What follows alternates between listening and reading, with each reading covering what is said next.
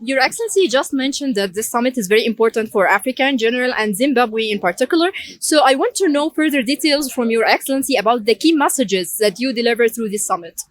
The key message for us was that the renewable energy in Zimbabwe is 40%. We are developing this to 60% of our energy mix by 2025. However, we still depend on fossil fuels. Zimbabwe is a large repository of coal, and therefore we will continue to use coal, but we are going to use newer technologies that will increase coal use efficiency, and we are also going to remove the use of diesel in the stabilization process and move to plasma. So we are continuing to use fossils. We are also now just exploring for oil and gas, and if we do find this, we will use this in the interim to develop Zimbabwe while we look for alternative energy sources. But more importantly for us, Zimbabwe is an agro-based economy. 62% of our population is dependent on agriculture in rural areas. And with climate change, these are the people most impacted negatively by climate change. We would like investments in building resilience of these communities so that they can adapt and also, more importantly, they can be lifted out of poverty. Perfect. Your Excellency referred to the agricultural sector, which is definitely the most vulnerable sector to the impacts of climate change. I want to know further details about the national strategy in Zimbabwe, the recent developments in the agricultural sector, and also more details about wheat exports. Oh, certainly. We launched what we call the Agriculture and Food Systems Transformation Strategy in 2020. In it, we're looking at agricultural transformation to assure our nation of food self-sufficiency.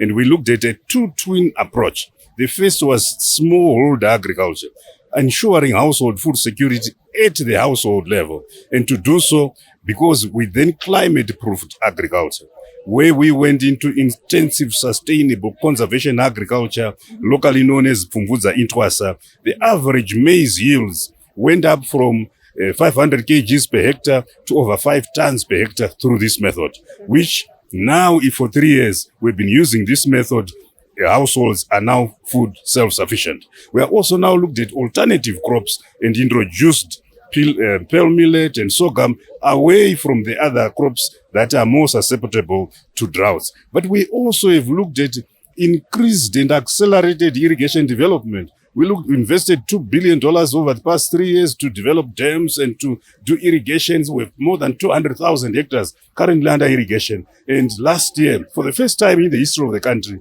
we produced enough wheat to feed ourselves. And this year, we are producing enough wheat to be able to export. So only Zimbabwe and Ethiopia on the African continent have now wheat self-sufficiency, and we are going to increase export of wheat into the future, and Africa and Southern Africa can begin to rely on us as a predictable source of this important commodity. That's amazing news, because also the Kenyan President William Ruto, he said that we have to change the narrative around Africa from victim into a leader in global action in terms of addressing climate action. So in Your Excellency also, how heads of states can help to change this narrative practically?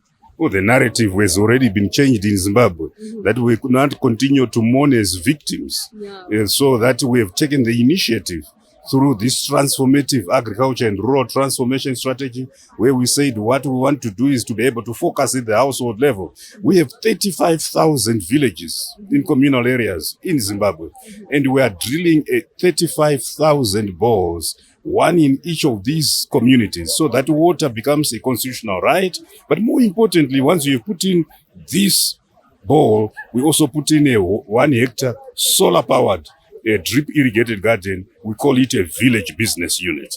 We have 9,600 schools in the country, and we are putting in school business units, solar-powered boreholes, and again drip-fed irrigation systems. And we are building 4,800 youth centers. So we are taking the initiative on our own, but we expect also our global partners to be able to come on board to complement our efforts. Perfect. My last question, Your Excellency, you referred to a very important point, which is moving from vision into implementation. We have Copenhagen, the declaration, or to support the African countries with $100 billion. How do you think that we can make the best use of the ongoing momentum, whether in the African Climate Summit and the upcoming summits as well, in order to move from vision into action in terms of the previous pledges? The biggest problem is that each annual conference, we're getting more pledges, but no commitment to release the money. The $100 billion was pledged a long time ago. It's not forthcoming. Now we are seeing the migration of the discussion to carbon credits trading. This must not absolve these developed nations from their historical obligations to assist us. So we still look forward to a situation where they will be able to assist us. But more importantly, when Africa borrows, as we have heard, our borrowing rates are very high. They are increasing our nation's indebtedness. So we want a fair and equitable playing field so that we are able to borrow and be able to do things on our own so that we can accelerate this just transition. Perfect. Thank you so much, Your Excellency. Thank you. Thank you.